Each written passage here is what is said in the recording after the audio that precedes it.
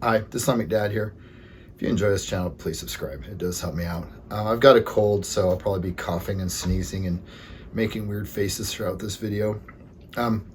So I did want to make this video tonight. I do think it's kind of important in that it's kind of a new step that I wanted to address in kind of the whole healing process of coming out of the relationship with a narcissist and all that type of stuff.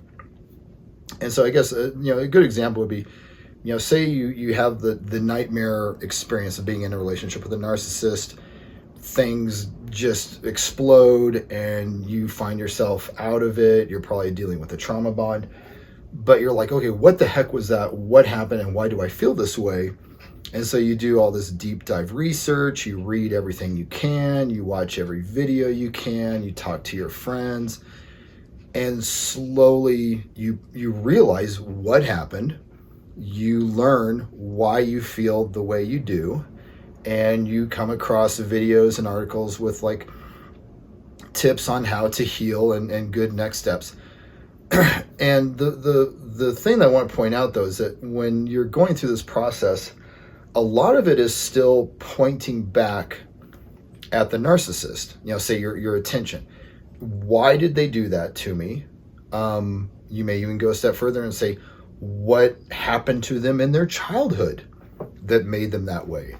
Or if you're really, dealing with the trauma bond still, you'll say, how can I cure the narcissist, or how can I fix them?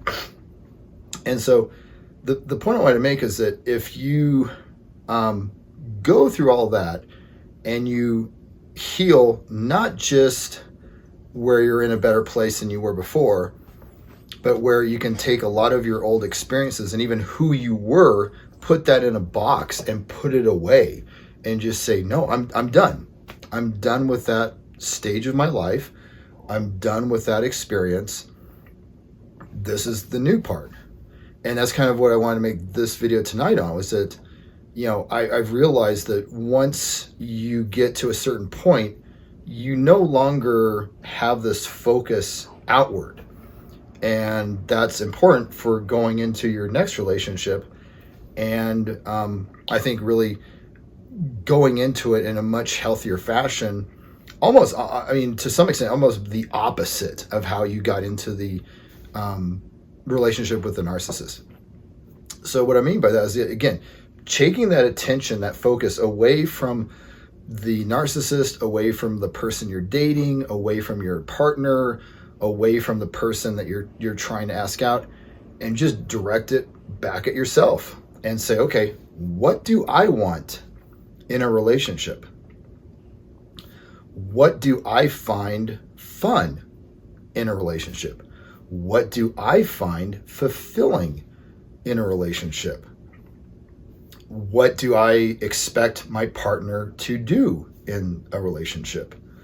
What are my requirements? We're like setting the bar. Like, what are my requirements for someone to get, to be, have the benefit of getting into a relationship with me?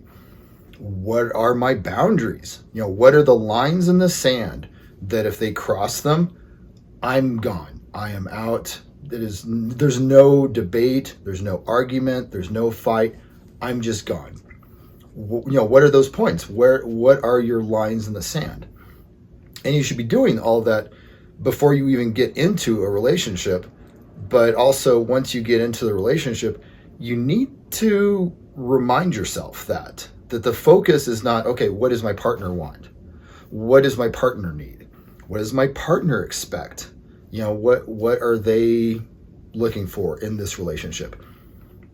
Because that's not your job. To be blunt, like, that's their job to manage those things. And your job is to manage, what are you looking for? Again, like, what are your boundaries? What are the things that you are requiring anyone to have as far as like having the benefit of being in a relationship with you? And that, again, I think that it's important to reach that step, as you come out of this whole process, because so much of it is going to be, again, focused outward. It's like, okay, how do I find a partner who's not a narcissist? How do I find a partner who's not a taker?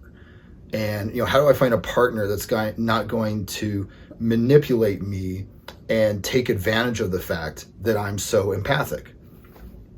Again, turn that focus back to yourself and say, okay, what do I need my partner to give me?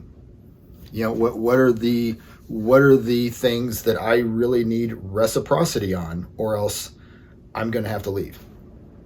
And and the reason, again, like, to kind of reiterate, the reason I'm making this video is just, I think I was just on a walk a couple days ago, and I just realized that, like, in my mind, I had just gotten completely past all of this analysis of narcissism and the narcissist and stuff as a tool to heal from the relationship. And I just got to a point where I said, I don't care any longer. Now it's about me. What do I want? What do I want out from the rest of my life? What do I want my day-to-day to look like? What are my goals? What things do I want to accomplish? What am I looking for in the next person who has the benefit of being in a relationship with me? And just, again, refocusing that onto yourself. And, I just to clarify, I don't think that anyone needs to be worried about selfishness or anything like that. Because let's be honest, if you are the victim of narcissistic abuse or being in a relationship with a narcissist, chances are they picked you because you're an empath or highly empathic. You're a natural giver. The fact that you're simply moving on with your life and redirecting that to yourself and say, you know what, I'm going to give to myself. I'm going to give myself, the boundaries in my life where it's like, okay, I need to be treated this way or I'm leaving. And just, realize that, like, that's not going to make you oblivious to your partner or treat your partner badly. It's just, you're going to have the focus on yourself and making sure that your needs and wants are being met.